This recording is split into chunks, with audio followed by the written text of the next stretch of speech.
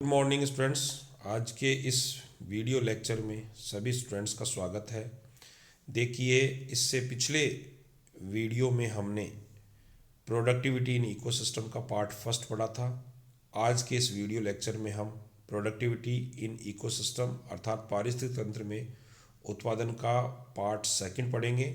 Part first के अंदर हमने उत्पादन से संबंधित अवधारणाओं का अध्ययन किया था और अब इससे आगे की बात हम इस वीडियो लेक्चर में करते हैं। देखिए, स्थल, भूमि एवं जल की खाद्य उत्पादकता की बात करें, food productivity of land and water. स्थल एवं जलीय पारिस्थितिक तंत्रों की समेकित तुलना खाद्य उत्पादकता की दृष्टि से की जाए तो स्थलीय वातावरण की श्रेष्ठता सामने आती है।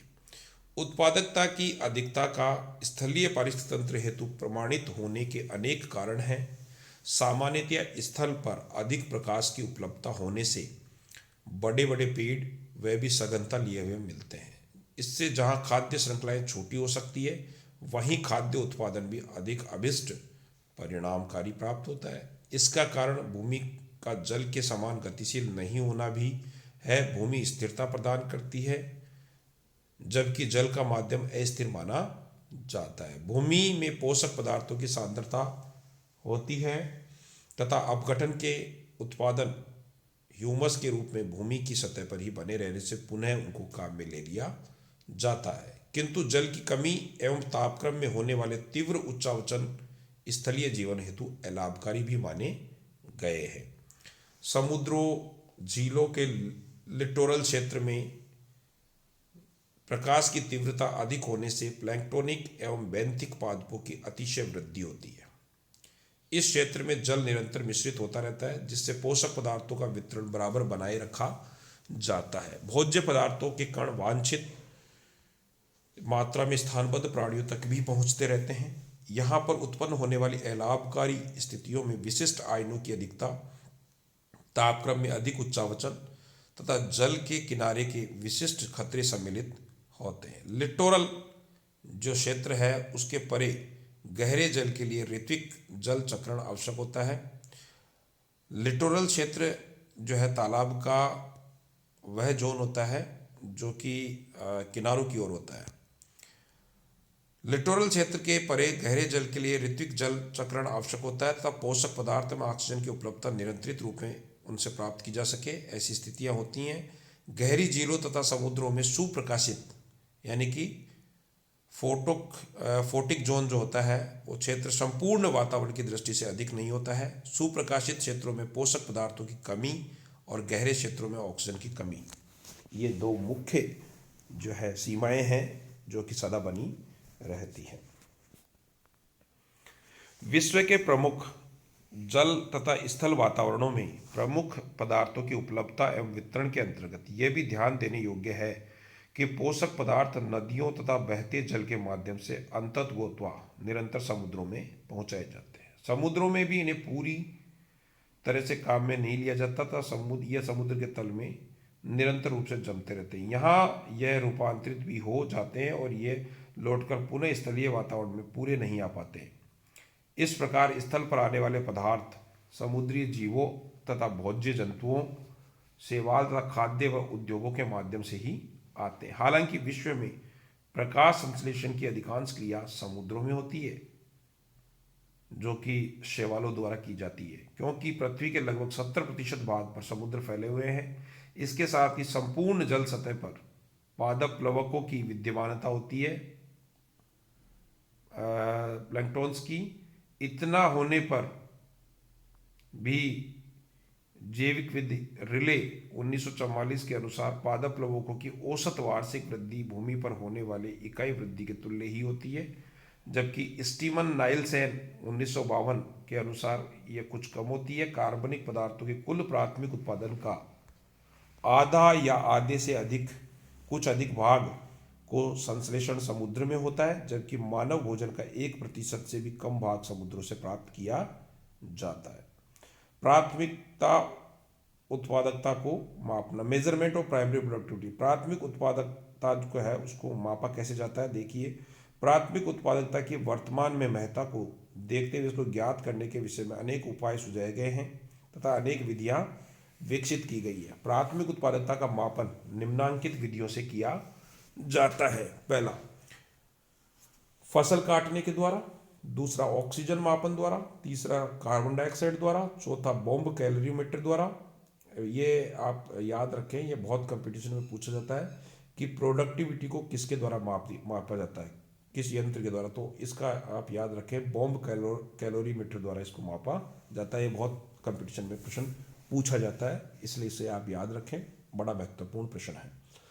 पांचवा, रेडियो समस्थानिक द्वारा, छठा पर्ण क्षेत्र सूचक द्वारा, सातवां पर्ण हरित की मात्रा द्वारा और आठवां पीएच द्वारा, नवा कच्चे माल के उपयोग की गणना द्वारा और 10वां है आंकिक गणना द्वारा।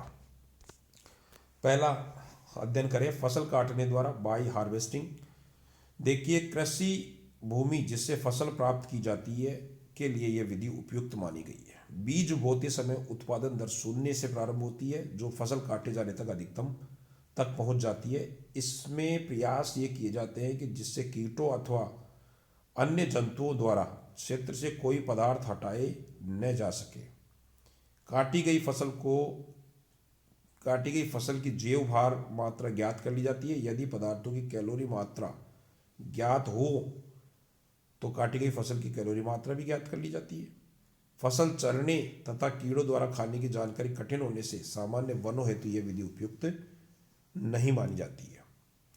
दूसरा है ऑक्सीजन मापन द्वारा बाई ऑक्सीजन मेजरमेंट। इस विधि का आधार ही प्रकाश संश्लेषण के दौरान निकलने वाली ऑक्सीजन की प्राथमिक उत्पादन दर से संबंधित होना है, जिसमें आप देखते हैं कि किस प्रकार से प्रकाश संश्लेषण के अंदर जो है भोजन बनता है, कार्बनिक पदार्थ बनता है और साथ ही ऑक्सीजन बाहर निकलती है। देखिए 6CO2 + 6H2O, सूर्य के प्रकाश की उपस्थिति में ये C6H12O6 यानी कार्बनिक पदार्थ ग्लूकोज बन रहा है और साथ ही 6O2 6 अणु जो है ऑक्सीजन के भी बाहर निकल रहे हैं, निष्कासित हो रहे हैं। निष्कासित ऑक्सीजन का मापन कर कार्बन की जितनी मात्रा कार्बोहाइड्रेट्स बनी उसकी गणना कर ली जाती है। इसके अंतर्गत काली एवं सफेद बोतल का प्रयोग सामान्यतया किया जाता है। समुद्री एवं स्वच्छ जलीय क्षेत्रों में यह विधि प्रयोग में ली जाती है। इस विधि के परिणाम पूर्णतः सत्य नहीं माने जाते। कारण यह है कि जीवाणुओं एवं बहुपोषियों के श्वसन एवं दूसरे वातावरण से आदान प्रदान होने वाली ऑक्सीजन की गणना इसमें नहीं हो पाती है। तीसरा, कार्बन डाइऑक्साइड द्वारा बाई कार्बन डाइऑक्साइड। स्थलीय समुदाय हेतु उपयुक्त मानी जाने वाली इस विधि में उत्पादक क्रियाओं में काम में आने वाली कार्बन डाइऑक्साइड की दर को प्रति वर्ग मीटर माप पर प्राथमिक उत्पादन की गणना करते हैं। नमूना क्षेत्र को कांच के कोष्ठ में बंद कर देते हैं, जिसमें हवा एक सिरे पर स्थित छिद्र से प्रवेश करती है तथा दूसरे सिरे पर स्थित एक छिद्र से बाहर निकलती है। ऐसे 3 नमूने एक साथ लगाए जाते हैं, जिनमें एक की दीवारें प्रकाश संश्लेषण रोकने वाली बना दी जाती है तथा तीसरे नमूने में कोई भी पादप नहीं होता है। जो हवा छिद्रों से बाहर आती है उसे बेरियम हाइड्रोक्साइड के घोल में से गुजारा जाता है। साथ ही कार्बन डाइऑक्साइड जो बेरियम हाइड्रोक्साइड में घुल जाती है उसे नमक अम्ल से अनुमापन करके ज्ञात कर लिया जाता है। चौथा, बॉम्ब कैलोरीमीटर द्वारा by bomb calorimeter. Bomb calorimeter नामक उपकरण द्वारा ऊर्जा के रूप में उत्पादकता का मापन किया जाता है। ज्ञात मात्रा में संपूर्णतः सूखा एवं पिसा हुआ पादप पदार्थ लेकर विद्युत की सहायता से उसे जलाया जाता है एवं ऊर्जा की गणना लाइथ 1986 के अनुसार निम्नांकित सूत्र द्वारा की जाती है, जैसा कि आप सूत्र स्क्रीन पर देख रहे हैं। इसके अंदर सूत्र के अंदर देखें अपन तो देखिए V का मतलब यहाँ है सकल ऊर्जा कैलोरीमीटर में, ग्रॉस एनर्जी ये कैलोरीमीटर में द्वारा नापी गई है। W ऊर्जा इक्विवेलेंट या जल इक्विवेलेंट कैलोरी प्रति डिग्री सेंटीग्रेड में। एनर्जी इक्विवेलेंट और water equivalent of the calorimeter in calorie पर डिग्री सेंटीग्रेड। और जो है T का यहाँ मतलब देखिए तापक्रम में वृद्धि फ़ारेनहाइट डिग्री में, टेम्परेचर राइज इन डिग्री और फ़ारेनहाइट पैमाने पे मापा जाता है। यहाँ G से मतलब है संपूर्ण शुष्क नमूने का भार, weight of the dried sample. And sigma यानी समेशन C का अर्थ है यहाँ जारण ऊष्मा हेतु से संबंध, correlation for the heat of combustion, जलने के पश्चात जो ऊष्मा का सहसंबंध होता है उसके बारे में बात है। पांचवा है रेडियो समस्थानिक द्वारा, बाय रेडियस आइसोटोप्स। जलीय पादपों की उत्पादकता ज्ञात करने के लिए इस अति संवेदनशील विधि में ज्ञात मात्रा में कार्बन का रेडियो समस्थानिक कार्बन 14 युक्त सोडियम बाइकार्बोनेट को दो पृथक पृथक काली एवं सफेद पादप प्लवक युक्त शीशियों में लेते हैं। कुछ समय पश्चात रेडियो समस्थानिक कार्बन स्वांगीकरण के माध्यम से पादप निर्मित कार्बोहाइड्रेट का अंश बन जाता है, अंग बन जाता है। इसकी मात्रा निश्चित अवधि में गाइगर काउंटर द्वारा ज्ञात कर ली जाती है। देखिए छठा है पर्ण क्षेत्र सूचक द्वारा, by leaf area index of LAI। भूमि के प्रति इकाई क्षेत्र में पादप पर्णों की एक सतह का कुल क्षेत्रफल पर्ण क्षेत्र सूचक कहलाता है। और इसके लिए जो फार्मूला है वो देखिए, LAI बराबर TLA/TGA। पर्ण क्षेत्र सूचक है पहला, देखिए TLA टोटल लैंड एरिया, भूमि का कुल क्षेत्रफल, अपॉन TGA पर्ण सतह का कुल क्षेत्रफल। तो इसमें देखिए पर्ण सतह का कुल क्षेत्रफल टोटल जो है लीफ एरिया जो आ जाएगा, लीफ एरिया, तो ये लीफ एरिया इंडेक्स इस प्रकार हमें प्राप्त हो जाएगा। पत्तियों का क्षेत्र मापन हेतु प्लेनीमीटर काम में लिया जाता है। ये महत्वपूर्ण है, इस प्रश्न को आप याद रखें कि पत्तियों का क्षेत्र मापन किसके द्वारा किया जाता है, प्लेनीमीटर द्वारा।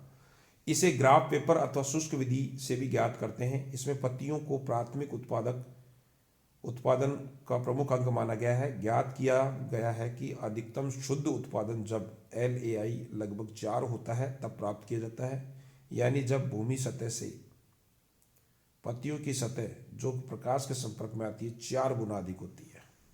सातवां पर्णहरित की मात्रा द्वारा, बाय क्लोरोफिल एस्टिमेशन। पर्णहरित की मात्रा द्वारा उत्पादकता का ज्ञान इस विधि के अंतर्गत किया जाता है। समय समय पर 80% एसीटोन में पर्णहरित के नमूने लेकर स्पेक्ट्रोफोटोमीटर द्वारा प्रकाशीय घनत्व ज्ञात किया जाता है। तत्पश्चात पर्णहरित की सांद्रता को ज्ञात किया जाता है। कुल पर्णहरित से प्रकाश संश्लेषण दर के अनुपात में स्वांगीकरण अनुपात जाना जाता है। आठवां है pH द्वारा, बाई pH। जलीय पारिस्थितिक तंत्रों में प्रकाश संश्लेषण के दौरान काम में आने वाली कार्बन डाइऑक्साइड, जल की हाइड्रोजन आयन सांद्रता pH को परिवर्तित कर देते हैं। उत्पादकता में pH को सूचक के रूप में इस्तेमाल के लिए निश्चित व निर्धारित जल हेतु पूर्व अंकित रेखाचित्र तैयार कर लिए जाते हैं जो कैलिब्रेशन कर्व कहलाते हैं। इनकी सहायता से उत्पादकता ज्ञात की जाती है। यह विधि प्रयोगशाला के सूक्ष्म पारिस्थितिक तंत्रों हेतु उपयुक्त मानी गई है। नौवां है कच्चे माल के उपयोग की गणना द्वारा। यह विधि विशिष्ट स्थितियों में प्रयोग में ली जाती है। इसके द्वारा महासागर में इकट्ठे होने वाले घटकों तथा नाइट्रोजन, फास्फोरस आदि को पादप प्लवक प्लैंक्टोन्स द्वारा काम में लिए जाने का मापन करके NCP की गणना करते हैं। नेट जो है NCP को ज्ञात किया जाता है। उसके बाद में जो है आंकिक गणना द्वारा भी इसको ज्ञात किया जाता है। स्थलीय पारिस्थितिक तंत्र के उत्पादकता का ज्ञान किसी क्षेत्र में उपस्थित जैव द्रव्यमान के द्वारा जलीय पारिस्थितिक तंत्र की उत्पादकता का ज्ञान ज्ञात आयतन के पादप प्लवक के नमूने में कोशिकाओं की संख्या को गिनकर भी किया जाता है। जैव उत्पादकता की मानवीय आवश्यकताओं को वर्ष 1980 की विश्व जनसंख्या 4.3 बिलियन हेतु खाद्य ऊर्जा के रूप में गणना की गई तथा इस 1 मिलियन किलो कैलोरी प्रति व्यक्ति प्रति वर्ष की दर से 4.3 गुणा 10³ किलो कैलोरी प्रति वर्ष पाया गया। यह गणना प्रसिद्ध पारिस्थितिकविद ओडम द्वारा 1983 में संपन्न की गई। इस अवधि के दौरान विश्व में खाद्य की स्थिति 6.7 गुणा 10⁻15 जो है किलो कैलोरी प्रति वर्ष थी, किंतु असमान वितरण और भंडारण के दौरान व्यर्थ होने के कारण जंतुओं द्वारा हानि वाले कारणों से अनेक क्षेत्रों में खाद्य की कमी बनी रही। वातावरणीय मानचित्रों को उत्पादकता मानचित्रों के रूप में प्रदर्शित किया जाकर लाइथ व वोक्स नामक 2 वैज्ञानिकों ने अनुमानित उत्पादकता के मानचित्र भी बनाए थे। उल्लेखित वर्णन में से ये स्पष्ट हो जाएगा या स्पष्ट हो चुका है कि प्रकृति के खाद्य संश्लेषण को आधार मानकर उत्पादकता एवं उत्पादन के बारे में विशद ज्ञान प्राप्त करना अनवरत जारी है, लगातार जारी है। मानव खाद्य समस्या के समाधान हेतु वैज्ञानिक सोच में भी वृद्धि हुई है तथा हो रही है। यह तो भविष्य ही बताएगा कि हम हमारे प्रयासों, आचरण व अन्य क्रियाकलापों से इस समस्या से कहाँ तक निपट पाने में क्षमतावान सिद्ध होंगे। Thank you.